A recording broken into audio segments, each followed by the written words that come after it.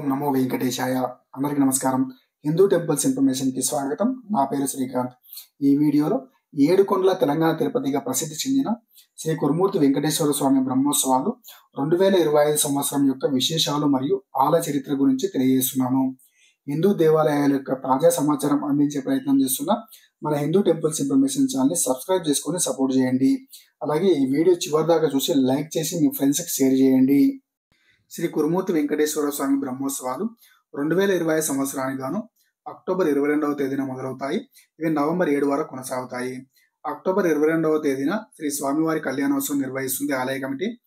అలాగే అక్టోబర్ 26వ తేదీన అలంకార ఉత్సవం జరుగుతుంది. అక్టోబర్ 28వ తేదీన ఉద్దాల ఉత్సవం జరుగుతుంది. అక్టోబర్ 28వ తేదీనే గరుడ వాహన సేవలు నిర్వహిస్తుంది.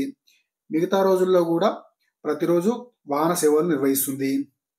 ఇప్పుడు ఈ కురుమూర్తి క్షేత్రానికి ఏ విధంగా చేరుకోవాలో చూద్దాము. శ్రీ కురుమూర్తి దేవస్థానం తెలంగాణ రాష్ట్రంలోని మహబూబ్ నగర్ జిల్లా చిన్న చింతకుంట మండలం అమ్మాపూర్ గ్రామంలో ఉంది. మహబూబ్ నగర్ జిల్లా కేంద్రం నుండి 48 కిలోమీటర్ల దూరంలో ఉంది. అలాగే దగ్గరలోని రైల్వే స్టేషన్ మహబూబ్ నగర్. నార్మల్గా ప్రతిరోజు కొన్ని నిర్దేశిత సమయాల్లో మాత్రమే బస్సు సర్వీస్ అందుబాటులో ఉంటుంది. కానీ బ్రహ్మోత్సవ సమయంలో టీఎస్ఆర్టీసీ ప్రత్యేక బస్సులను ఏర్పాటు చేస్తుంది భక్తుల సౌకర్యార్థం. బ్రహ్మోత్సవ సమయంలో కొన్ని లక్షల మంది భక్తులు స్వామివారిని దర్శిస్తారు. అలాగే ప్రతి శనివారం మరియు అమావాస్య రోజుల్లో అలాగే పర్వదినాల్లో కూడా కొన్ని వేల మంది దర్శనం చేసుకుంటారు శ్రీ వెంకటేశ్వర స్వామిని, కురుమూర్తి వెంకటేశ్వర స్వామిని.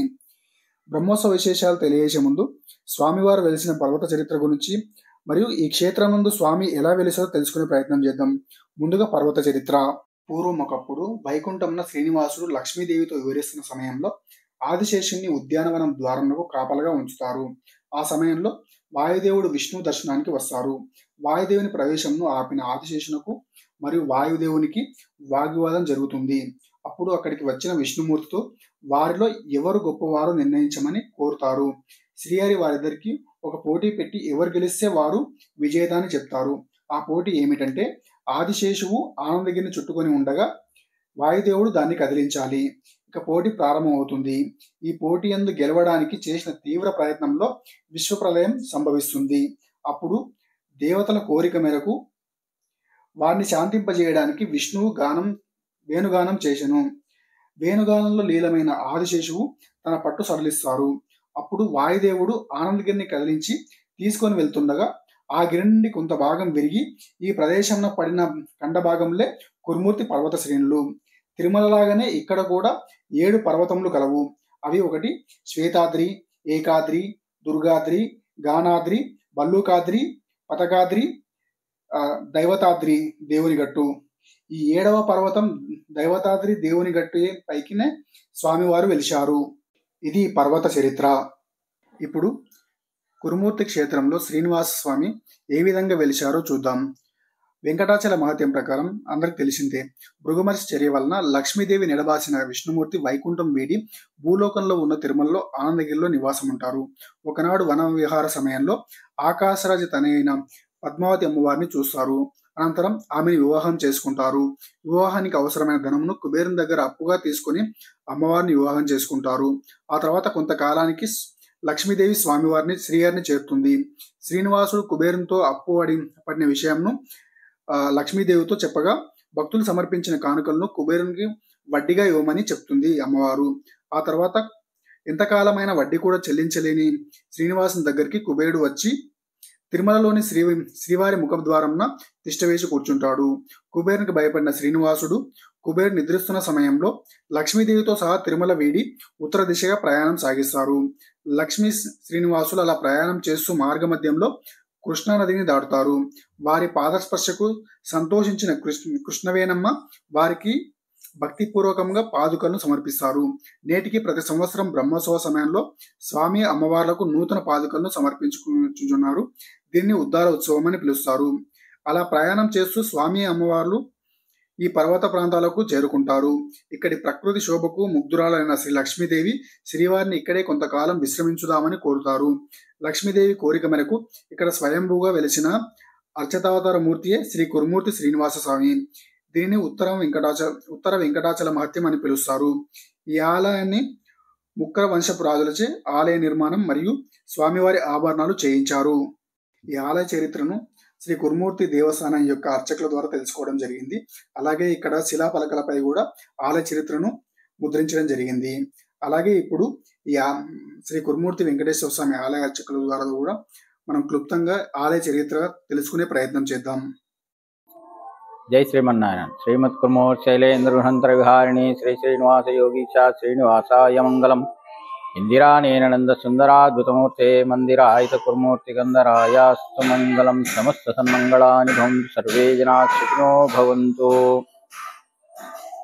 ఈ ఉత్తరా వెంకటాచలంగా పిలువబడుతుంది. ఉత్తరా వెంకటాచలం అంటే స్వామి దక్షిణాది నుంచి ఉత్తరానికి వలస రావడం వల్ల కుబేరునికి అప్పు ఉండడం వల్ల అక్కడి నుంచి ఇక్కడికి స్వామి మారువేషంలో ఇక్కడికి వచ్చి కాంచన గుహలో దాక్కొని ఆ తర్వాత కుబేరుడు మళ్ళీ స్వామిని దర్శించుకొని, స్వామి మళ్ళీ ఇక్కడికి వచ్చారు, మా పరిస్థితి ఏమంటే ఇక్కడి నుంచి కూడా అప్పు కడతానని వాగ్దానం చేసి ఇక్కడి నుంచి కూడా స్వామి అప్పు కడుతున్నాడని చెప్పి చరిత్ర.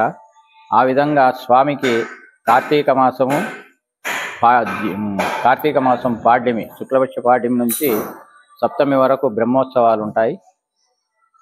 స్వామి సేవలు హంసవాహనము, మయూరవాహనము, గజవాహనము, శేషవాహనము, అన్మద్వాహనము, అశ్వవాహనము, గరుడవాహనము, ఈ విధంగా 7 సేవా కార్యక్రమాలు ఉంటాయి.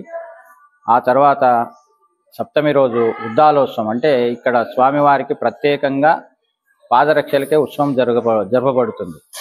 ఆ విధంగా స్వామి వస్తూ కృష్ణానది ఒడ్డున సేదతీరి మళ్ళీ ఉత్తరానికి ప్రయాణం చేసేటప్పుడు కృష్ణానది అమ్మవారు స్వామికి పాదరక్షలు ప్రసాదించి ఆ పాదరక్షలే అక్కడ స్వామికి ఉద్దాల మండపం అని ఉంటుంది. అక్కడ స్వామి వదిలేసి కాంచన గుహలో అమ్మవారి సమేతంగా కాంచన గుహలో వచ్చి నివసించాడు. ఆ తర్వాత కుబేరునికి దర్శనమిచ్చి ఇక్కడ నుంచి కుబేరుని కప్పు కడుతూ భక్తుల దర్శనార్థమై స్వామి వేంచేసి ఉన్నాడు.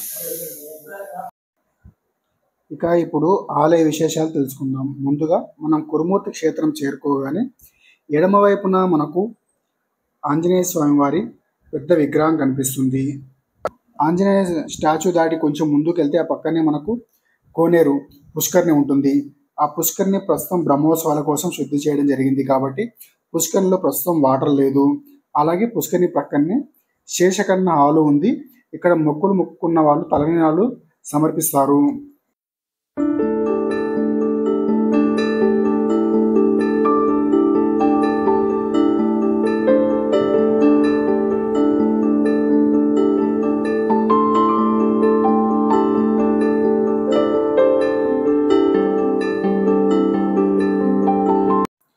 ఆంజనేయ స్వామి వారి మూర్తి నుండి అలా ముందుకు వెళ్తే మనకు పైకి మెట్లదారి ఉంటుంది. మెట్లదారి ప్రక్కన స్వామివారి పాదాల మండపం ఉంది. ఈ మండపంలోనే స్వామివారి పాదాలు ఉన్నాయి, దర్శించుకోండి.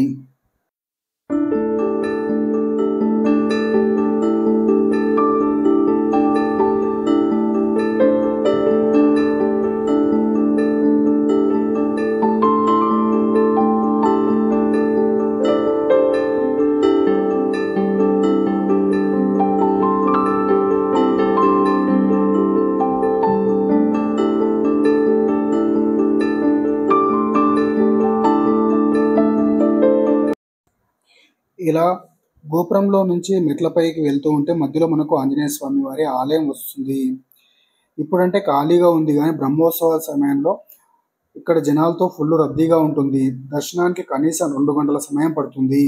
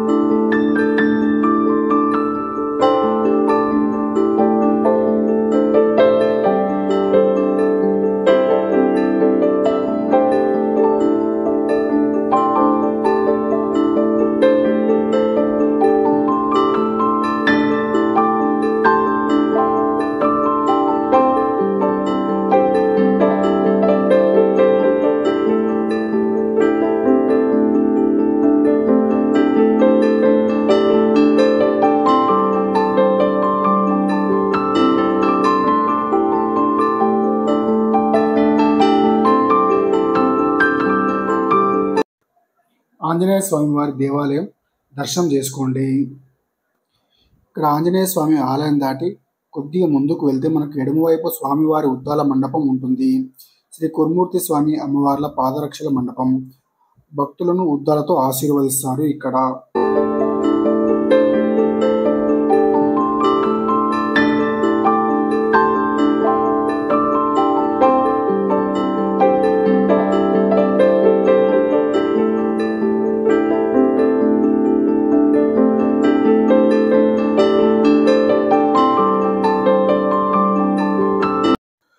ఉద్దాల మండపం నుండి ఎడమవైపు నుండి కొద్దిగా ముందుకు వెళ్తే ధ్వజస్తంభం నుండి వెళ్ళి స్వామివారిని దర్శించుకోవడానికి మార్గం కనిపిస్తుంది.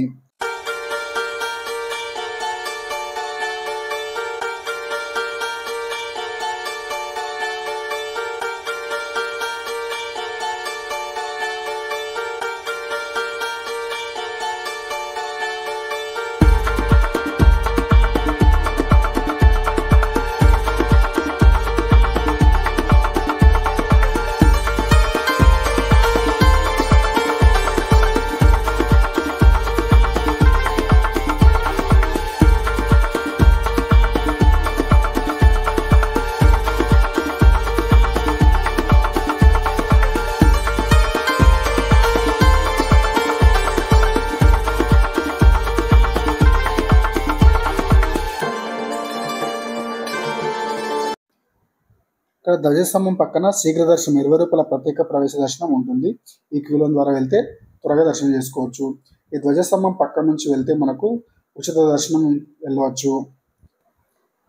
ఇలా ఈ క్యూ లైన్లో వెళ్తూ ఉంటే మనకు ఎడమ వైపున ఆల్వార్ల విగ్రహాలు కనిపిస్తాయి. దర్శనం చేసుకోండి. ఇక్కడ శ్రీ కురుమూర్తి వెంకటేశ్వర స్వామి వారు దర్శనం చేసుకోండి. ఓం నమో వెంకటేశాయ. కురుమూర్తి వాస గోవింద గోవింద. స్వామివారిని దర్శనం చేసుకొని ఇలా బయటికి వస్తే మనకి శ్రీ మద్దిలేటి చెన్నకేశవ స్వామి ఆలయం దర్శనం ఇస్తుంది. ఇక్కడే శ్రీ మద్దిలేటి చెన్నకేశవ స్వామి దర్శనం ఇస్తుంది. దర్శనం చేసుకోండి. ఓం చెన్నకేశవాయ నమః. జై శ్రీమన్నారాయణ. పక్కనే మనకు శ్రీ కురుమూర్తి వెంకటేశ్వర స్వామి పాదాలు దర్శనం ఇస్తాయి. దర్శనం చేసుకోండి. అలా దర్శనం చేసుకొని ఈ మెట్లెక్కి కొద్దిగా పైకి వెళ్తే మనకు లక్ష్మీ అమ్మవారి ఆలయం దర్శనం ఇస్తుంది. ఇక్కడ అమ్మవారిని దర్శనం చేసుకోవచ్చు. అలా కొద్దిగా ముందుకు వెళ్తే మనకు అమ్మవారి దర్శనం చేసుకోవచ్చు. ఇక్కడ బ్రహ్మోత్సవాల కోసం లైటింగ్ ఏర్పాట్లు చేస్తున్నారు వారు.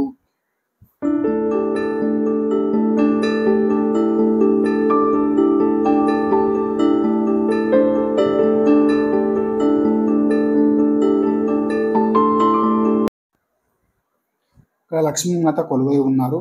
దర్శనం చేసుకోండి అమ్మవారిని. ఓం శ్రీమాత్రే నమః. ఇలా అమ్మవారి దర్శనం తర్వాత కిందికి వస్తే కిందికి వెళ్ళడానికి ప్రత్యేకంగా నిర్మించిన మెట్ల ద్వారా క్రిందికి వెళ్ళాలి. ఈ దారిలో క్రిందికి వెళ్తున్న సమయంలో మనకు పులిహోర మరియు లడ్డు విగ్రహశాల ఉంటుంది.